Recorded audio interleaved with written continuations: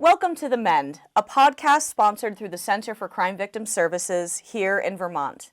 I am Anna Nasset, and I will be your host for this bi-monthly podcast and show. Today on the show, we have Debbie Riddle here to discuss a topic near and dear to both of our hearts, and that is stalking.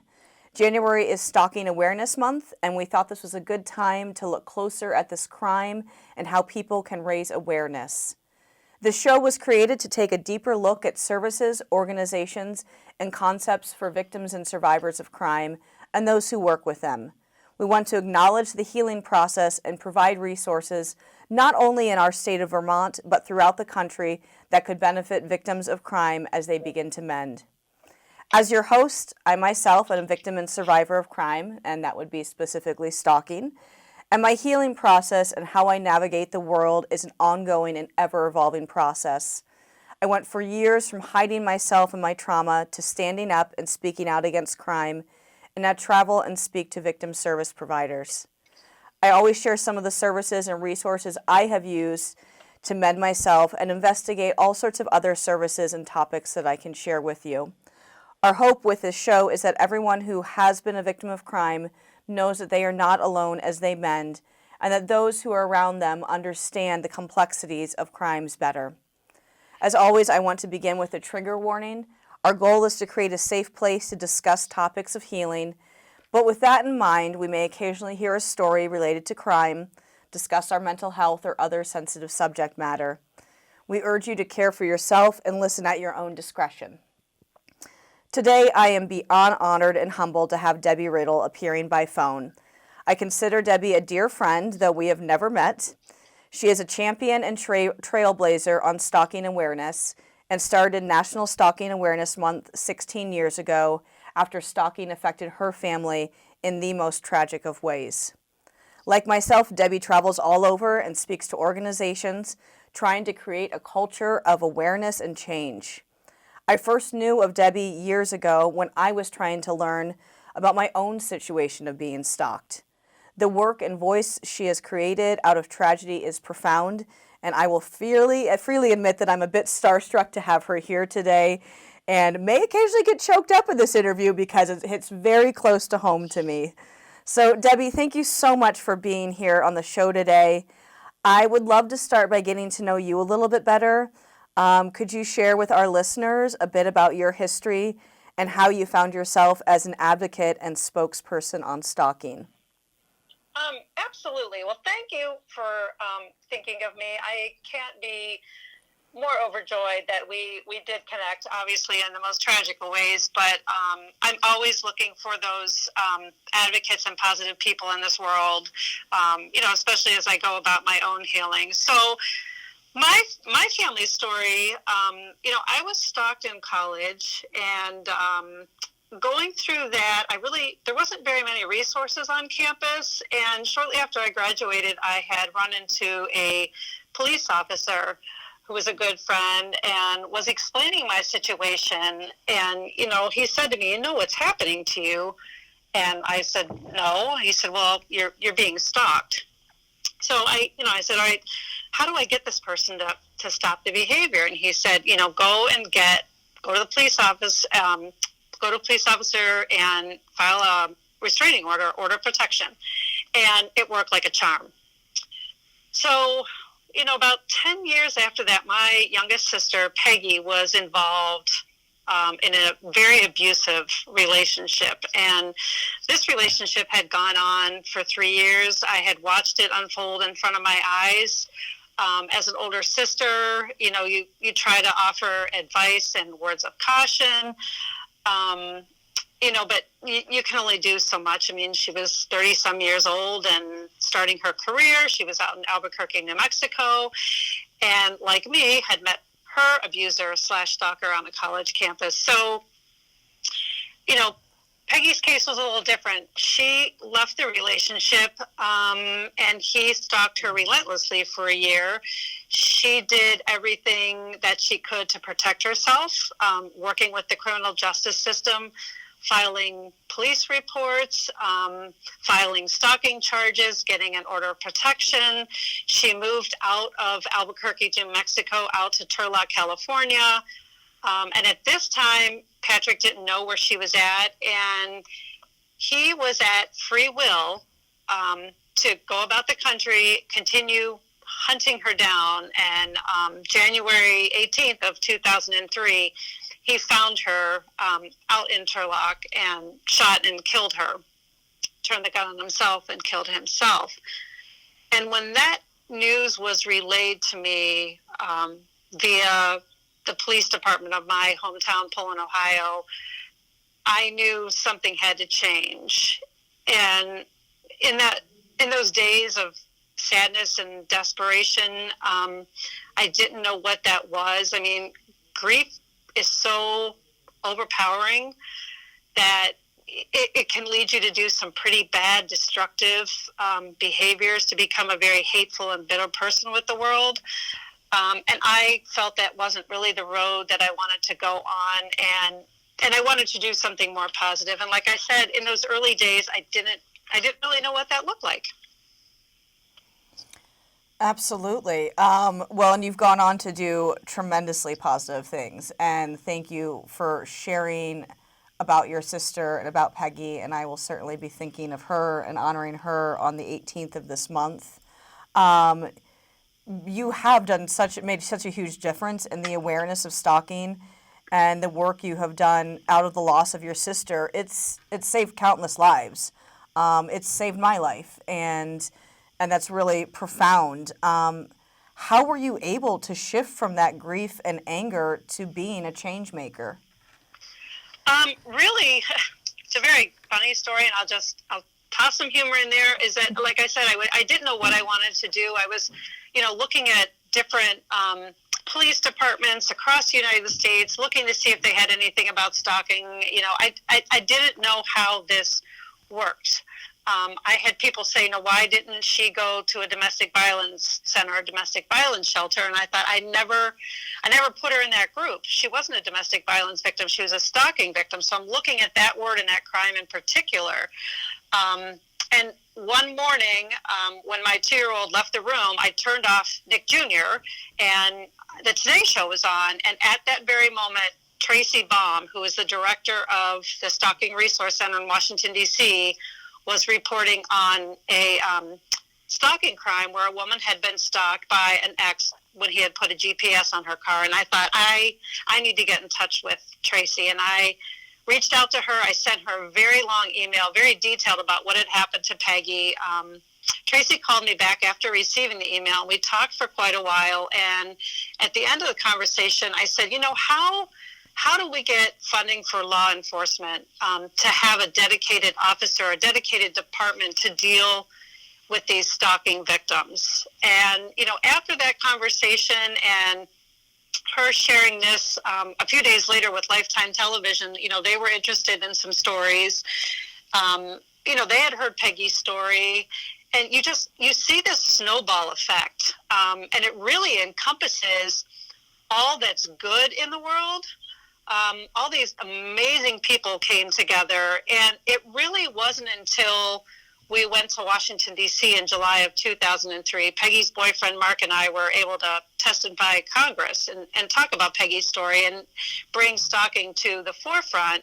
Heather Wilson, who was in the House of Representatives from the state of New Mexico, had a conversation with me and, clearly said to me, no, Debbie, there are laws in all 50 states. It is a crime.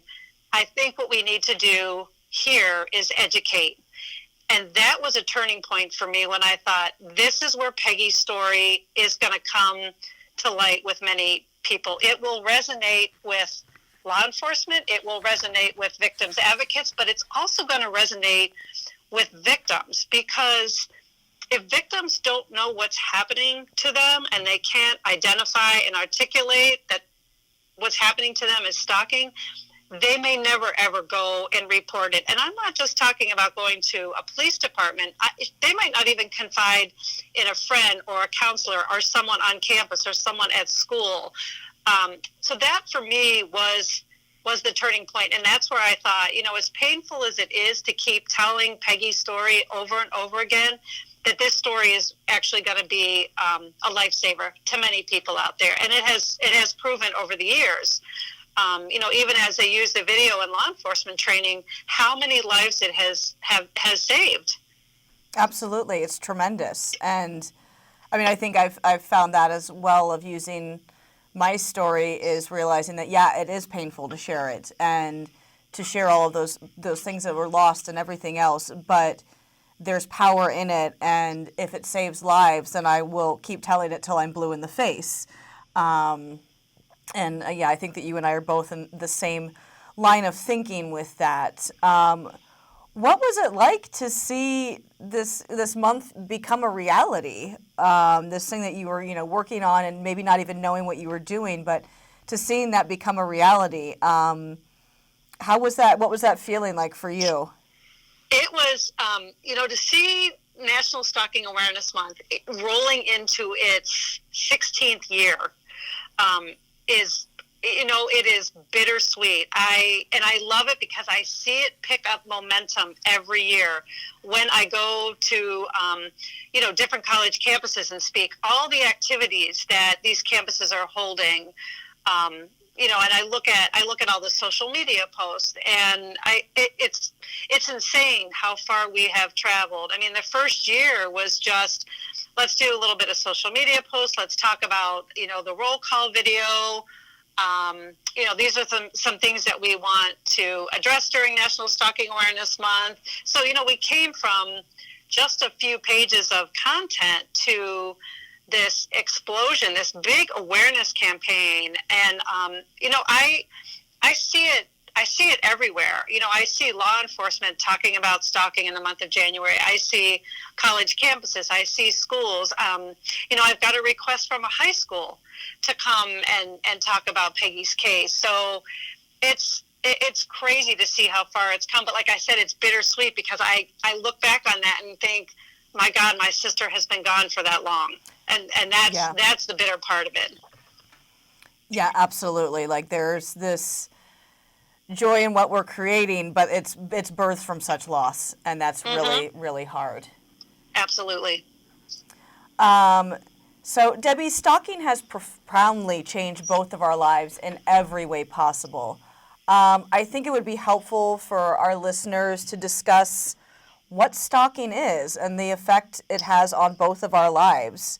And just kind of, if you can share a little bit about the definition of stalking, and I might interject as well, and just kind of share what that is for people to have a better understanding.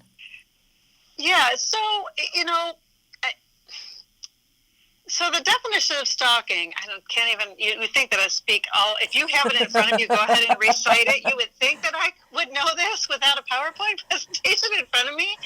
But, go ahead if you have it in front of you. Go ahead and recite what it is. I don't have it in front of me right now, which is horrible. We both are doing the same thing, but it's behavior that puts a reasonable person in fear. Right, and it's directed at a specific person to create fear.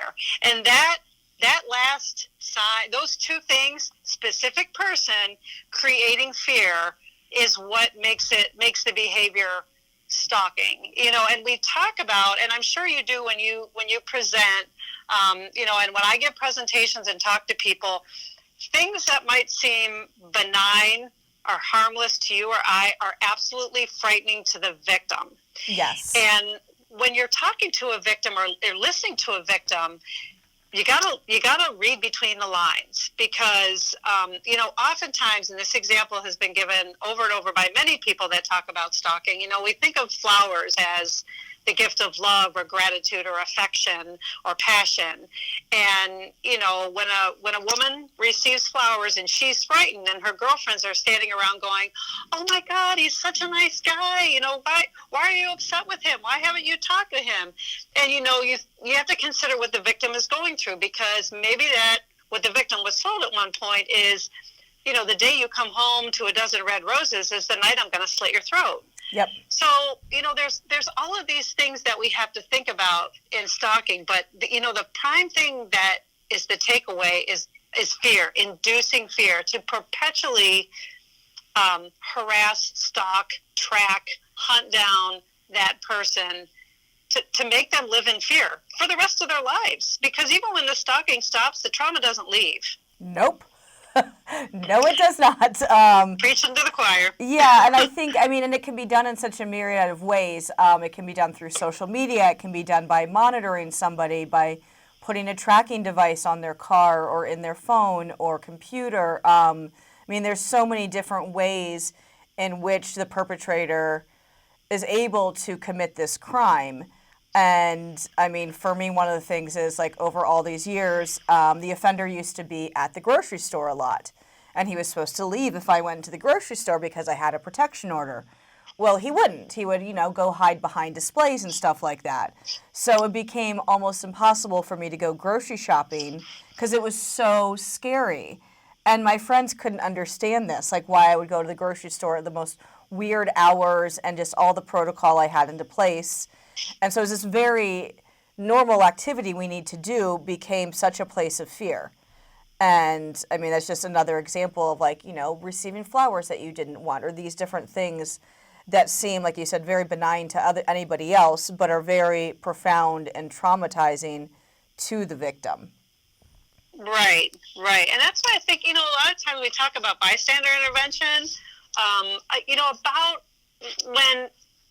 when you see this behavior, for one, if you see the behavior happening, get the person to stop. If your friend is doing the stalking, talk to them about, that's not the appropriate way to pursue someone. That's not the appropriate way to win her affection. Have those conversations. But also, if your friend's the victim, really try and listen and believe them, because sometimes in their head, they have a lot going on where, well, am I crazy? Is it really that scary? Do I really need to report this? And, if you have a friend that's listening to this, and I say it a lot on college campuses, go and see someone at the counseling center, the women's center, or whatever services that campus has. Please go and talk to somebody, because, these victims are carrying around just, tons and tons of weight on their shoulder. And, it's hard to live a relatively normal life when you have all of this stuff that you have to be, like you said, ordinary activities. I can't go grocery shopping at the normal time that I used to. I have to stay up till 11 o'clock at night and go to the grocery store, late at night. So, there's all of these things going on with this person, and it's sometimes it's too much to manage. Oh, absolutely. Absolutely.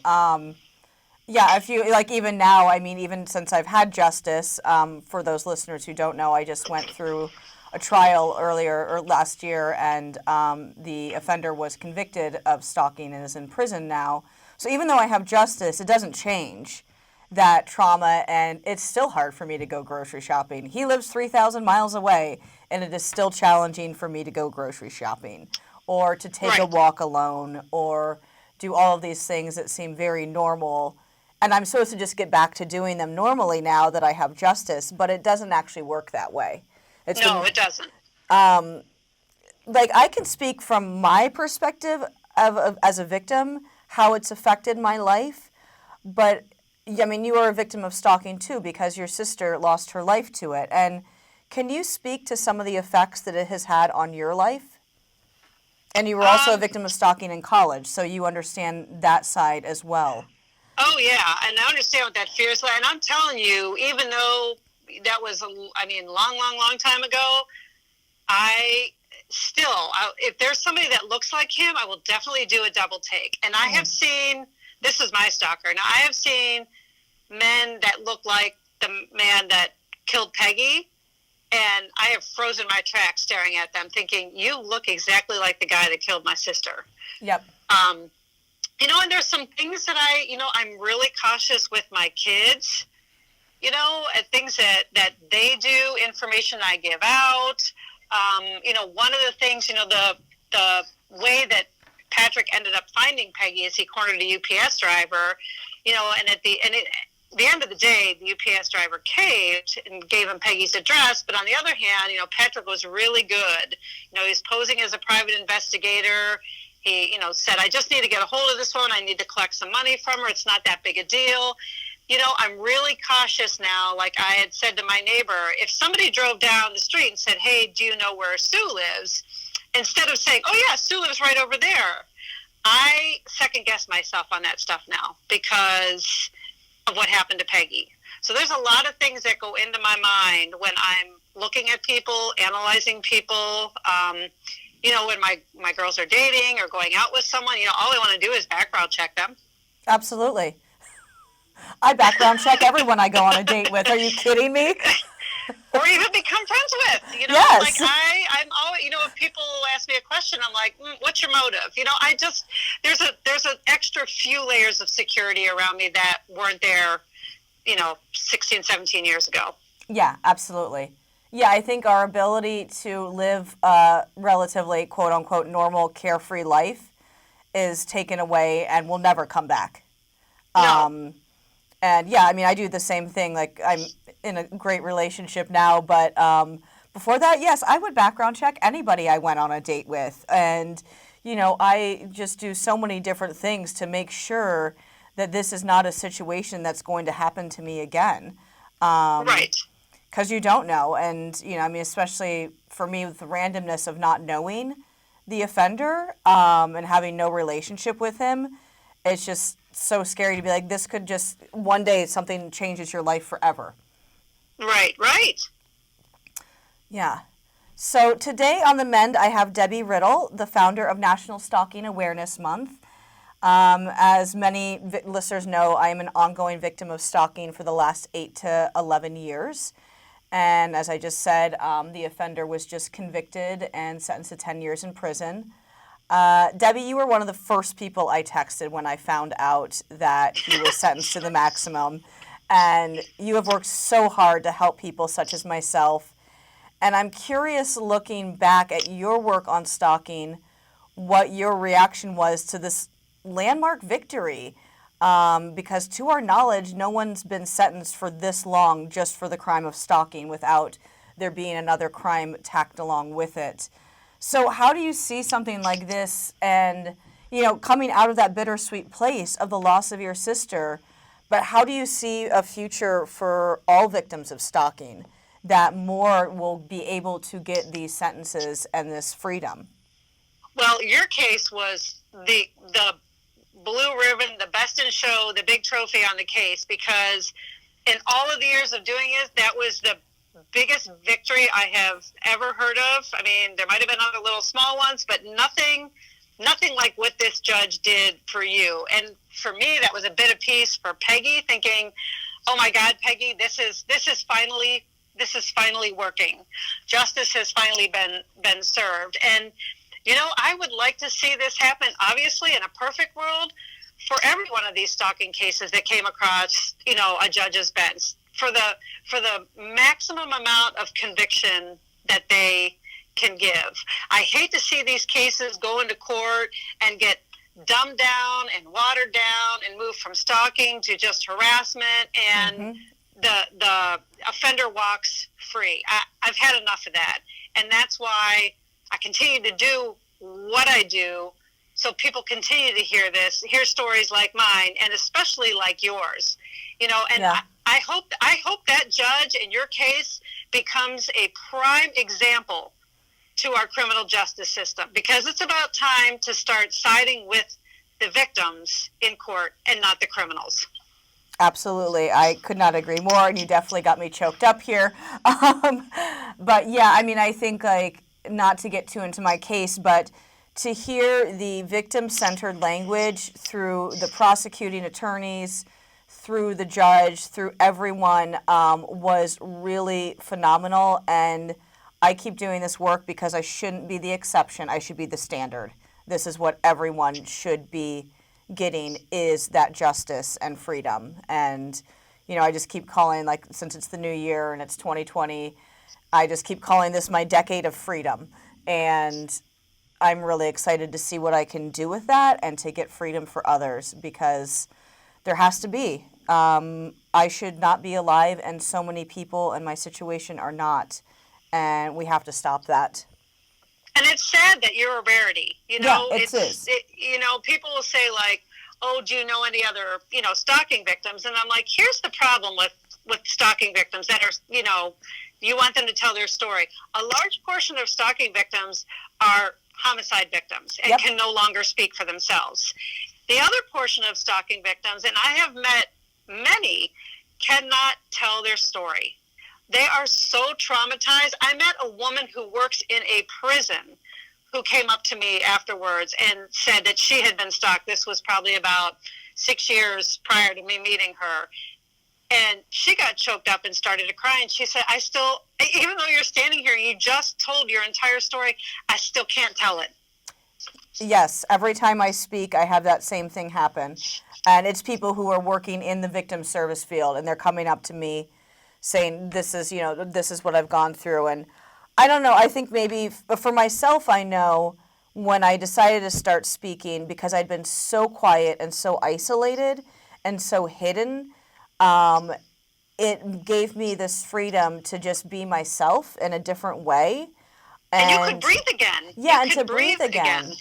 And as one of my friends she now lives in New Zealand but used to live here in Vermont, her name's Sue Russell, and she went through her own horrific experience and became a public speaker. And she said, the more people that know, the safer I am. And I found a lot of power in that as well, of like, the more people that know, the safer I am, and the more change that we can make together. Yes, absolutely. So Debbie, for those out there listening who are affected by stalking, either victims themselves or family and friends affected, especially family and friends, I mean, both all encompassing, but what tips and advice can we offer to them to advocate for themselves and to advocate for their friends and family if they're going through this situation? Please seek help. Please seek help. Do not internalize. Do not say, I can handle this myself. It's what the offender wants you to do. Because you minimize the activity, the offender takes over with maximization, and that's where we get into some really bad cases. When I'm on college campuses, go find your women's center or your women's health center or domestic violence center, whatever they call it on campus. Yep.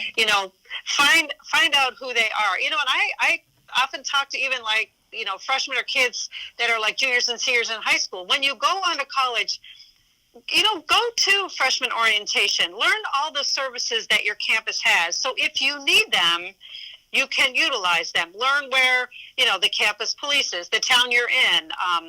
Look for that town where their police station is. Look for the services in that town.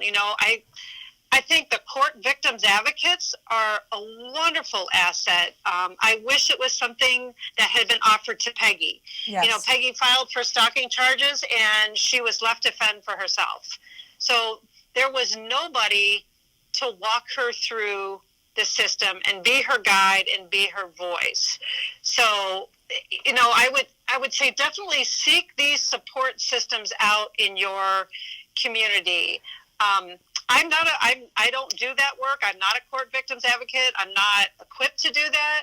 But what I love about my position is that if I get a request from X city, I can contact people in that city and put that victim in touch with somebody. Absolutely. I find myself doing the same thing. And I think one misconception, and you said this earlier about Peggy, was we see these domestic violence and sexual assault centers, and we think we don't belong there as a stalking victim. Well, we do. And going through those doors, even if the word stalking isn't on them, is so important because those people are there to help you. And, one thing that's where the education component comes in, too, because we want that language to be added to rape, sexual assault, domestic violence, stalking. So these victims can identify and say, oh, they will help someone like me, and not be turned away and say, well, I'm not really a DV victim. That's not for me. Yeah, and I'm starting to see that here in my state of Vermont, and I'm starting to see that more nationally as well, that stalking is being added on, and yes, I think that's so important. And one thing that I know for myself is, even though I've had countless service providers over the years, I am still my own biggest advocate. And I've really had to find my strength to make all of these reports, to keep up my logs when he was contacting me or showing up places, to file the reports, to do that due diligence. I had to be my own biggest advocate, but my friends and my community and my family were the people that supported me and encouraged me so that I could do that. There was the, midnight phone calls with my mom where I'm sobbing, looking out the window, scared he's in the bushes, and she was there to answer the phone call. There were my Right. friends who hid me at their houses when I was in real danger. And so I think, as much as you can encourage and believe and support and do whatever needs to be done for that victim is so important.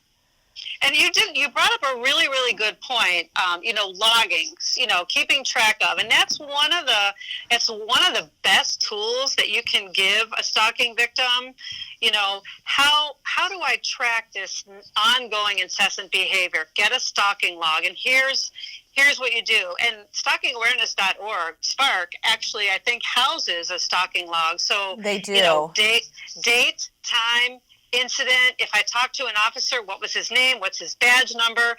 Those types of tools empower the victim, and I think, not make them feel so hopeless in this situation. I think it, and I always say, keep everything, keep the text messages, keep the voicemails, keep social media, screenshot stuff, because that is going to help you build a case, against the offender. A lot of people, where we talk about domestic violence, you could go in and, you're all bloody, or your arm's broken, like we've got this physical proof, and I think in stalking, a lot of times victims don't report because they feel like they don't have any proof, when in reality, they have a lot of it. Absolutely. I think that's so important, and I don't remember exactly what the judge said during sentencing, but that was one thing that he said was, he's like, I see case after case where I have physical proof. He's like, this is such a nuanced case because I didn't. He's like, but I have seen the physical proof in this case through the continuated behavior of the offender and the drastic effect it had on my life. And I was really glad that he used that language. And I think you made a really good point. Like, when all of this was going on, I was empowered by having to keep these logs and having to do these things because you have no control over anything that's happening. But in that moment, it was a step that I could do, and it gave me just a little bit of a sense of voice back. And so I think that was a really good point that you make. Yeah, I think it really, and victims are oftentimes at a loss, and I really think that's a really great tool for them to have. And, and in order to get that tool into their hand, it's why I keep saying, please go talk to someone, because they will provide those tools you need to keep yourself safe and also to empower you. Absolutely. I'm going to switch gears a little bit here. Debbie, one thing that I know that you and I are both very bothered by and triggered by is the romanticization of stalking. We see it in movies, we see it in social media, in printed materials, we hear people say it in their comments and language. Can you talk about how we as a culture need to shift from this and how people can shift their lens and their language within that? Like, I'm so sick of hearing people say, oh, I stalked him on social media, or, you run into somebody a couple times in a day. Oh, are you stalking me? Like, that's just the tip of the iceberg, but I'd love to have you go off on that point for a moment. So here's what, if your listeners are on Instagram, go check out the account mom.worthy. So this was the double whammy that came up the other day, which I was like, during National Stalking Awareness Month, nonetheless. First of all, I have a huge problem with the show You on Netflix. It glamorizes, romanticizes everything about stalking. But so my first point was, this Mom Worthy posted this meme of this girl being locked in Joe's cage. You're a mom when you're watching You on Netflix, and think about how a few days locked in Joe's cage might actually be kind of relaxing. So, and I've seen this in moms' Facebook groups. They're laughing about it. They think it's hysterical. They're like, you know what? Oh yeah, my life is, I've been home on Christmas break. I'd love to be locked up in his cage. I've seen conversations, again, with moms saying, you got to watch You. It's awesome. Watch it with your hubby. It's romantic. It's cozy. And you think about a victim for a split second and what she's going through. Number one, that image is terrifying. Yes. This woman locked in this cage. Two, the problem I have with things like you and things like stalking memes and things like using the word stalking, meaning to look for you, is it minimizes the crime. And in a victim's head, when all this is spinning around her head, she as well will start to second guess and maybe not report and maybe minimize and start to think that maybe this behavior is kind of normal, and maybe think, well, maybe this is what she deserves because this is just the way that it goes. So I don't know what the solution is to stop this, but I think back on all my years in advertising and back in the 90s, and I don't remember if it was the Ad Council in conjunction with another organization, but they came up with a campaign called the R Word. And I don't know if you're familiar with it or any of your listeners have ever seen it, but it was about bringing the use of the word retard to the forefront and stop using that word to equate to someone who is stupid. And that was an amazing awareness campaign about using that word. And the whole campaign was just referred to as the R word. And I feel like we have to hop on that bandwagon and talk about what stalking truly is and what truly means and what stalking is not. It is not glamorous. It does not equate to love. It's not romantic. It's not cozy. And I do not know. I don't have a simple solution other than some big public awareness campaign about the use of that word. Because it drives me insane every time I hear it. Well, I'm right with you. I mean, I've had in the early years of all this, 8 years ago for me, I've had people be like, oh, you're lucky. Somebody likes you. Like, are you freaking kidding me? Like, what a horrible thing to say. And one thing I really try and do, especially when I'm talking to younger people, and I mean, just hold each other to a better standard with any language. Like, hold each other to a better standard and don't use these words that are going to be offensive and minimize someone's experience, and not just in stalking, but in other ways as well. But just really hold each other to a better standard and hold yourself to a better standard. Right. Yeah. Oh. Yeah. I don't know what the solution is. I wish I did have an automatic solution. And it was interesting. About 4 years ago, I was on a college campus, and one of the girls in the session raised her hand, and she said, Mrs. Riddle, I think I'm part of the problem. And I was like, oh, okay, you want to explain yourself? And she said, as college students, we use the word stalking a lot. And, I was stalking you on Facebook. I was stalking you in the library. I was stalking you on Find My Friend because I wanted to. And she's like, we don't mean it that way, but that's the way we use it. So she's like, I think we need to stop using it, was her solution. But how do you get a campus of 30,000 students to stop using that word? So. Right. I agree. Well, let's just all hold each other accountable as much as we can. And yes. Yeah, Debbie Riddle has been my guest today talking about stalking and National Stalking Awareness Month. Debbie, I think we've covered a lot today, but if you could dream into a future, what would it look like in regards to the crime of stalking? Wait, go ahead and ask that question again. If we could just dream into the future, what would it look like in regards to the crime of stalking? Well, there would be no stalking because it wouldn't be tolerated in our society.